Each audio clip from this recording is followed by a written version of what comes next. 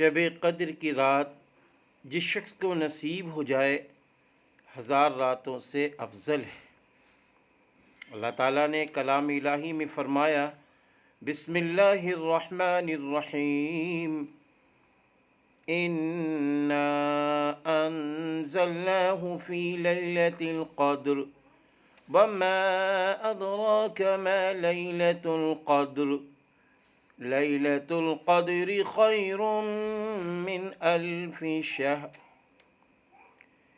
شب قدر کی راتیں ہمیں 5 راتوں میں تلاش کرنا ہے۔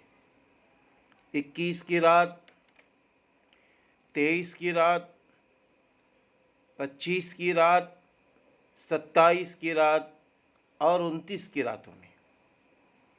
عام طور پر یہ دیکھا جاتا ہے کہ 27ویں رات کو ہم تو جاگ لیتے ہیں اور دوسری راتوں میں جاگنے کا وہ اہتمام نہیں ہوتا۔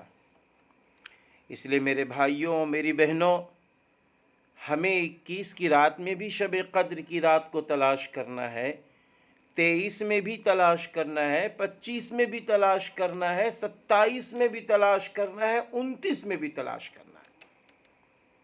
ہر سال شب قدر کی راتیں الگ الگ ہو جاتی ہیں، کبھی 21 کو شب قدر پڑ جاتی ہے، کبھی 23 کو، کبھی 25 کو، کبھی 27 کو، کبھی 29 کو۔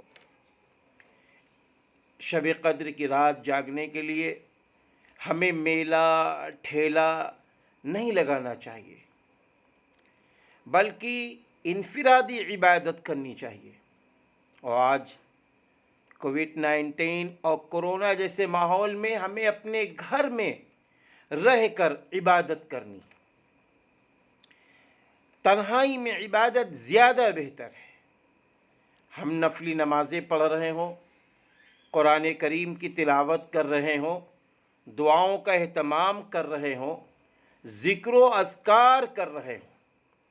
اس رات میں تیسرا کلمہ بہت مفید ہے پڑھنا، بہت مفید ہے۔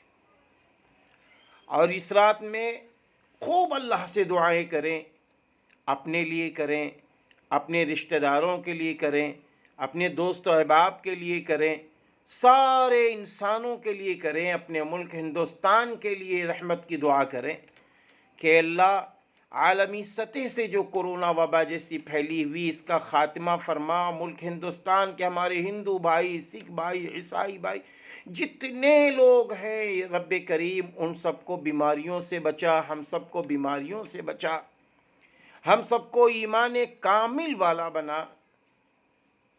ہماری بیٹیوں کی شادیاں نہیں ہوتی ہیں تو ہم اللہ تعالیٰ سے کہیں، ہمارے بیٹوں کے رشتے اچھے نہیں ہو رہے ہیں تو اللہ تعالیٰ سے کہیں، ہمارا کاروبار نہیں چل رہا ہے تو اللہ تعالیٰ سے کہیں، ہمارے بزنس میں معاملہ پھیل ہے تو اللہ تعالیٰ سے کہیں۔ شب قدر کی رات میں ہمیں اللہ سے خوب کہنا ہے۔ شب قدر کی رات میں اللہ تعالیٰ کی طرف سے بخشش کے پروانے ملتے ہیں۔ ایک روایت میں ہے کہ حضرت جبریل علیہ السلام دنیا میں اترتے ہیں اور ان کے ساتھ جو فرشتے ہوتے ہیں چاروں طرف پھیل جاتے ہیں، اور اس کے بعد میں جیسے ہی صبح کا نمودار ہوتی ہے، یعنی فجر کا وقت ہوتا ہے، تو وہ فرشتے حضرت جبریل علیہ السلام کے ساتھ چلنے لگتے ہیں، تو فوراً وہ فرشتے کہتے ہیں، اے جبریل مجھے بتاؤ کہ اللہ رب العزت نے آج حضور صلی اللہ علیہ وسلم کی امت کو کس کو معاف کیا، کیا ہوا؟ حضرت جبریل علیہ السلام فرماتے ہیں کہ دیکھو اللہ رب العزت نے امت مسلمہ کے سارے عبادت گزاروں کو سب کو اللہ نے معاف کر دیا، لیکن 4 لوگوں کو اللہ نے معاف نہیں کیا۔ نمبر 1، شراب کا عادی، اللہ نے اس کو معاف نہیں کیا۔ نمبر 2، ماں باپ کا نافرمان، اللہ نے اس کو معاف نہیں کیا۔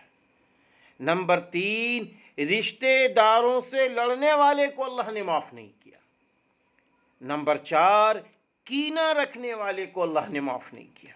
اللہ حفاظت فرمائے، اللہ نہ کرے ان 4 کی جماعت میں ہمارا کہیں سے نام ہو، اللہ اپنی حفاظت میں رکھے، ہم سب کی بخشش فرمائے۔ اللہ نہ کرے کوئی کوئی بھائی شراب پیتا ہو، توبہ کر لو۔ شراب پینے والا اگر توبہ کر لے تو قیامت کے دن شرابن طہورا اللہ کے وہاں اللہ کی بارگاہ میں جنت میں انشاءاللہ پاک شراب پلائی جائے گی۔ دوسری بات یہ ہے ماں باپ کا نافرمان، ماں باپ کی نافرمانی ہرگز نہ کرنا۔ ماں کے قدموں تلے جنت ہے، باپ جنت کا دروازہ ہے۔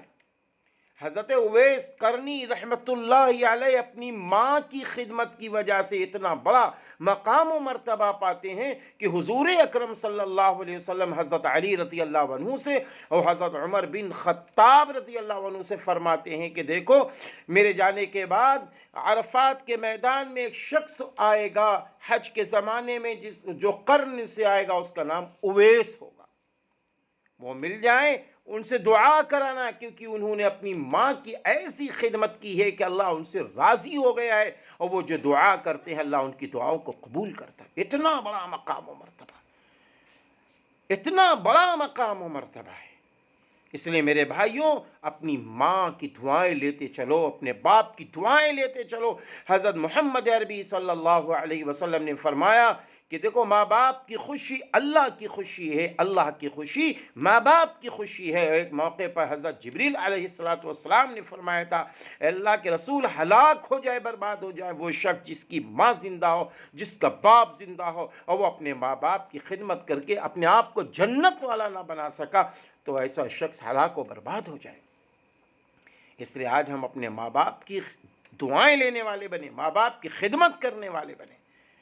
اور تیسرا وہ شخص جو رشتہ داروں سے لڑتا ہے، جو اپنے سگے بھائیوں سے لڑتا ہے، جو اپنی سگی بہنوں سے لڑتا ہے، جو اپنی بیوی سے لڑتا ہے، بیوی شوہر سے لڑتی ہے، اور اسی طرح ماں بیٹے سے، بیٹا ماں سے لڑ رہا ہے، آپسی لڑائی رشتہ داری، سسرال والوں سے لڑ رہے ہیں، ددیالی رشتوں سے لڑ رہے ہیں، ننیالی رشتہ داروں سے لڑ رہے ہیں، ایک دوسرے سے جو لڑائیاں ہو رہی ہیں کئی روز تک نا اتفاقیاں ہو جاتی ہیں۔ لہذا خدا را ایک دوسرے میں محبت پیدا کرو، محبت پیدا کرو، ایک دوسرے کو معاف کرو۔ رمضان میں تو سب کو معاف کر دو، سب کو معاف کر دو، اور اگر ہم نے کسی سے لڑائی کی ہے تو رمضان المبارک میں اس سے معافی مانگ لیں، تاکہ شب قدر کی رات میں ہمیں بخش دیا جائے، مغفرت ہماری آپ کی ہو جائے۔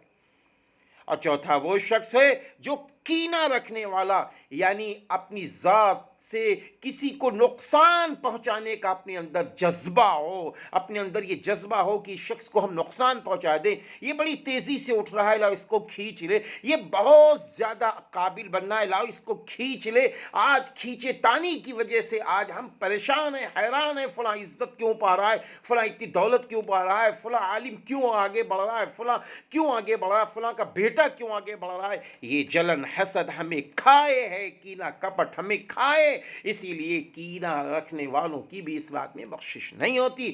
آئیے ہم سب اللہ کی بارگاہ میں روئیں، گڑ گڑائیں، ہم ان چاروں برائیوں سے بچیں، تاکہ ہماری اور آپ کی بخشش ہو جائے، ہماری آپ کی مغفرت ہو جائے۔ اور شب قدر کی راتوں کی ہمیں آپ کو قدر کرنی ہے، شب قدر کی راتوں میں پوری رات رو رو کے گزارنا ہے، اور خاص کر آج کے ماحول میں ہم آپ دعائیں کریں گے، امت مسلمہ کو، سارے انسانوں کو نفع ملے گا۔ اس لیے سارے انسانوں کے لیے اور سب کے لیے، سارے مذاہب کے لوگوں کے لیے اللہ سے دعا کریں، اللہ سب کی بیماری میں شفا عطا فرمائے۔ بہت سارے ہمارے ہندو بھائی مجھ سے خود فون پر کہہ رہے ہیں میرے لیے دعا کر دو، میں سب کے لیے اللہ سے دعا کرتا ہوں، اللہ سبھی کو شفا عطا فرمائے، سب کے گھروں کو آباد فرمائے، سب کی مشکلیں آسان فرمائے، اور سارے انسانوں پر رحم و کرم کا معاملہ فرمائے۔ میرے بھائیوں آج کے دور میں شب قدر کی رات ضرور جاگنا، اور اس رات میں اپنے اللہ کے سامنے رو رو کے اللہ کو منانا ہے، تاکہ سارے انسانوں کو خوشیاں مل سکیں۔